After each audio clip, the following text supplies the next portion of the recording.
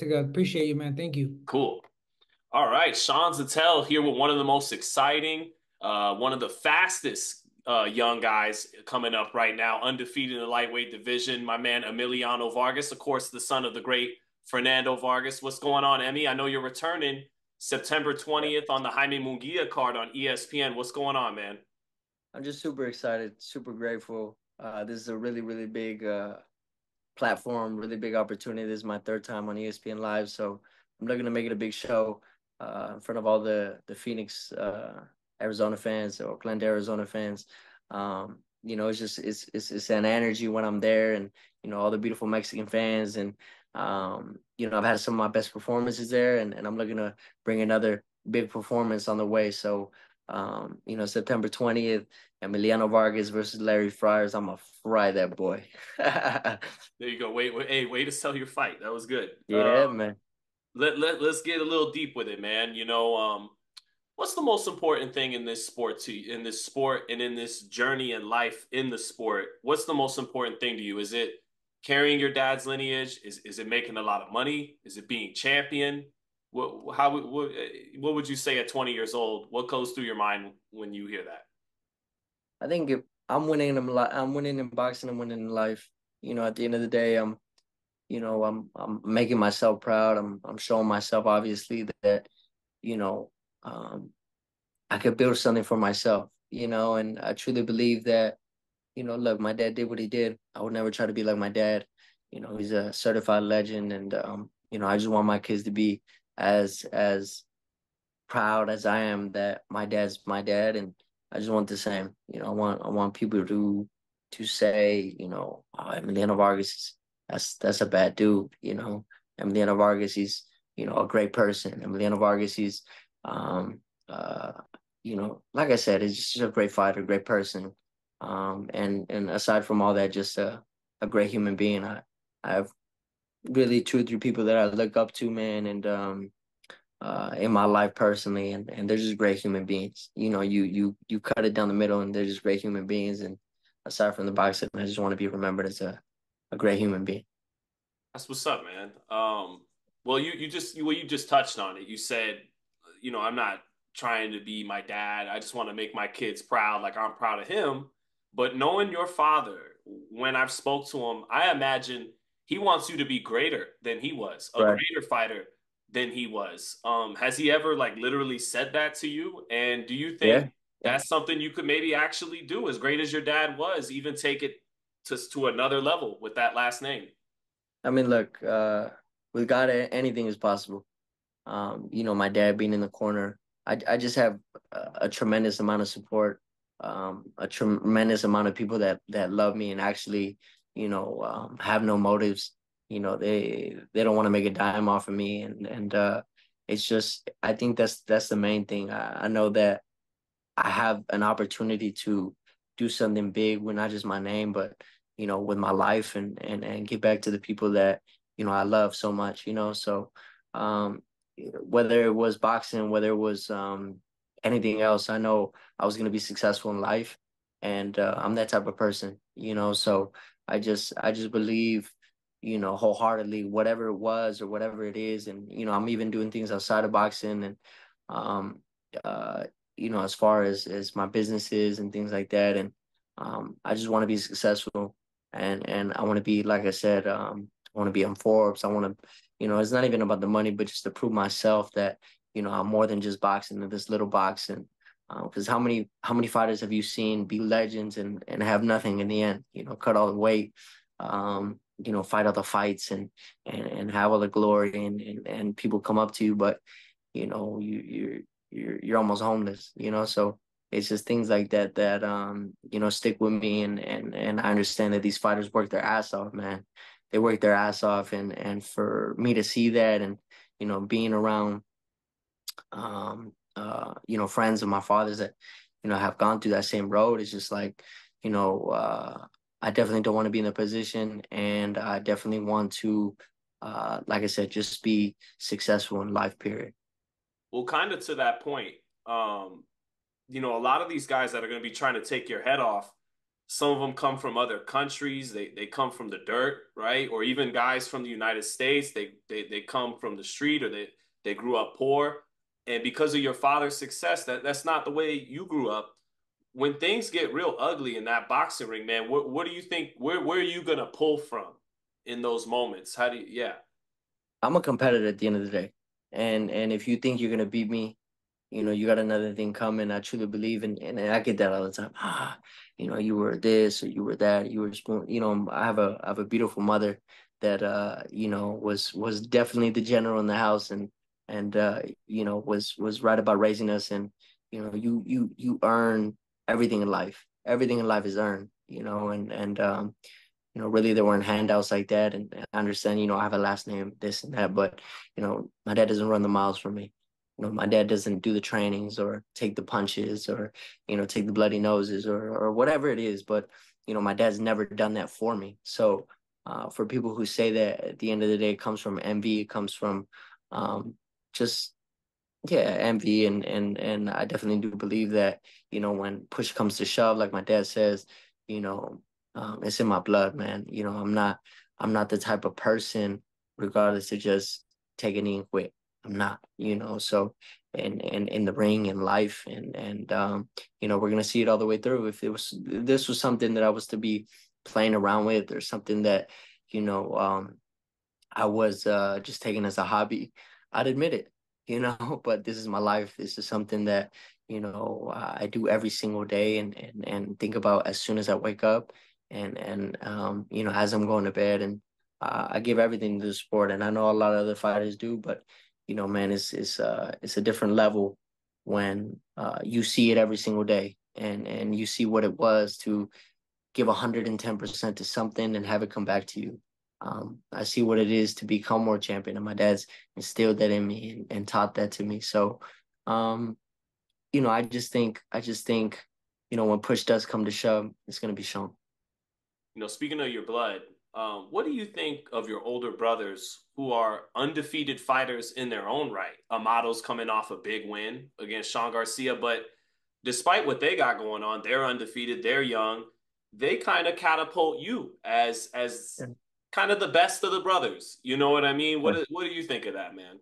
They're my big brothers, man. They're gonna say that. I may say the same thing about them. Right, right, It's just right.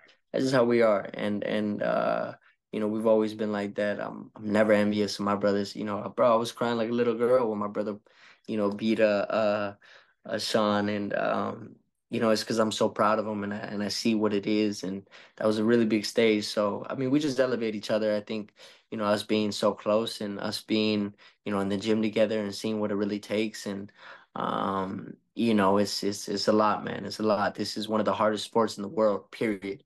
So for my brother to do what he's doing and hit the Michael Jackson move and, on his biggest stage, and he's just a character, man. So we're all looking to win, not just in the ring, but in life. And like I said, we have a tremendous amount of support. And these Vargas boys, man, whether it's in boxing or outside of boxing, you're gonna keep on hearing about us.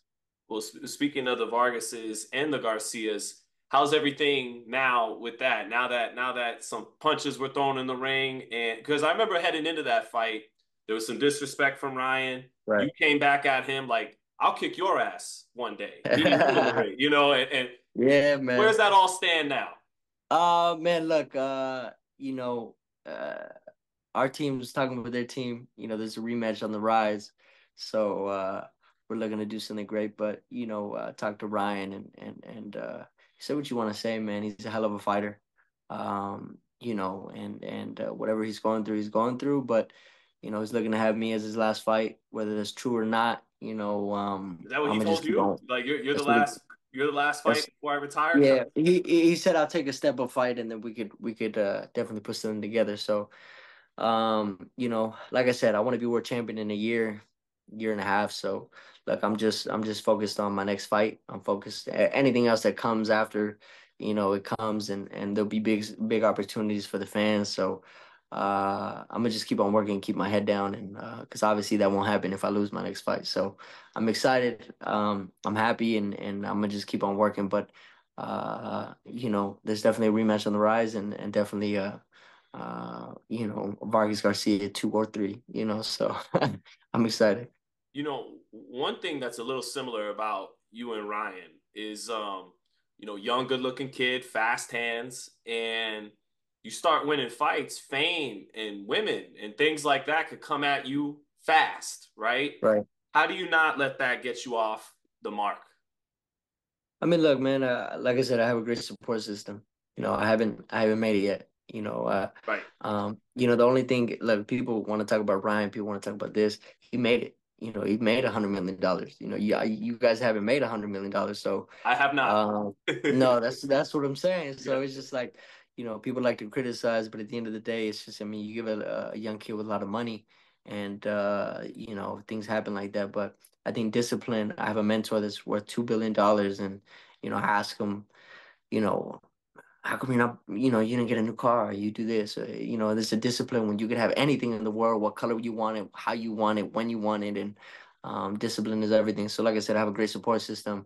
I have people behind me that that will humble me definitely, and even some of my greatest performances that I've had is like, you only have like 6 fights. You only have 7 fights. You're not world champion. You're not this. So, my parents are like that too, and keeps me level headed. And I honestly, truly believe that Ryan doesn't have anybody to tell him, excuse my French, but shut the fuck up. You know what I'm saying?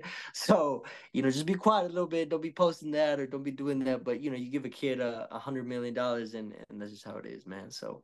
I wish nothing but the best. I know what's going on with his mom. My prayers go out to Lisa. Fuck cancer, man. It's been around my family as well, and truly believe that is something that I wouldn't wish that upon anybody. Well, let me ask you, because I think definitely the two most exciting prospects in this division, and definitely two of the most exciting prospects in boxing, period, regardless of division, is you and Abdullah Mason. You guys have shared some cards with each other. How would you kind of compare the skills and the talent of you and Abdullah Mason? No, yeah, he's definitely a great fighter. It's nothing but respect when we see each other, dab each other up. He's doing his thing, I'm doing my thing. Top rank, they're smart, they're putting it together. So, I mean, look, man, he's gonna do his thing. I'm gonna do my thing. We're gonna both become a champion. We're gonna, put on a big fight together, and hopefully soon. So, we're just gonna keep on winning. That's all that's gonna happen. And when the day comes, and we'll show everybody what. I won't talk now. There's no point to talk now. But it's just when the time comes, the time comes, and um, that's all she wrote. Yeah, that's super, way down the road. But do you at Right. all? I mean, I imagine you're gonna say like, I don't really give a shit, bro, like what other people's opinions are. But do you feel underestimated a little bit in comparison to how we're quick to be like he's the best prospect in boxing, Abdullah Mason? Are you being maybe a little underestimated in the exact same division right now as a I don't I don't care what people say. Like I said, I mean, at the end of the day, if I'm winning in boxing, I'm winning in life. I got a strap around me. I don't care what anybody says. So I'm on my way towards that. Like I said, he's gonna do his thing. People are gonna talk regardless. They don't like the way my hair is combed this way or combed that way, or I walked out with this color. So they're just gonna keep on talking. And regardless, more so the fact that they don't believe that I belong here. You get what I'm saying? Yeah. So, people, oh, that's Vargas' son, or he's only there because of this. And I hear it all the time, man. But at the end of the day, I'm here because I busted my ass. Say what you want to say. My dad never took the punches. We just finished 10 rounds and do 12 rounds on Saturday. Some of these overweight dudes in the comment section can't do 1 round. So I really don't care. I really don't care. And as long as my family's right, as long as the checks keep coming in, as long as I'm gonna just continue to smile, I'm gonna continue to do my thing, and I'm gonna continue to win in life. That's it. uh I want to ask you about Canelo, but first, man, what went down in LA with Kean Davis? What was that like? Yeah. I'm getting that question a lot today, Yeah. man. Yeah. Um, Look, it's just something going on with his older. I don't know if it's his older brother, or younger brother. And my older brother, they got into it. We try to de-escalate things. We don't even care, but once you start putting your finger in my face, that's something different. You're not gonna do that. You're not gonna disrespect me. I was taught since I was younger, if somebody disrespects you, you disrespect them to the tenth fold. So, security got in there and this and that, and but look, man, you walk down the street and you ask somebody about boxing. I mean, somebody that's outside of boxing, who Kean Davis, nobody knows who that is. So, I'm an 11-0 fighter. He's worried about me. And I really don't care. I really don't care. I'm gonna continue to shine.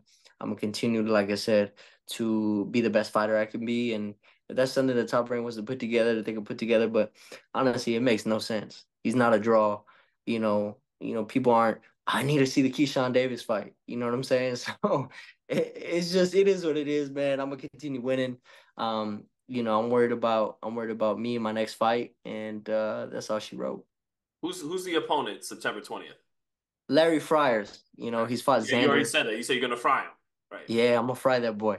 No, but he has a lot of experience. He has a lot of experience. I think he has 18, 19 fights.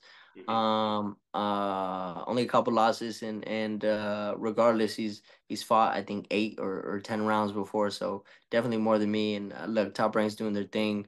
I'm continue to did it cut off?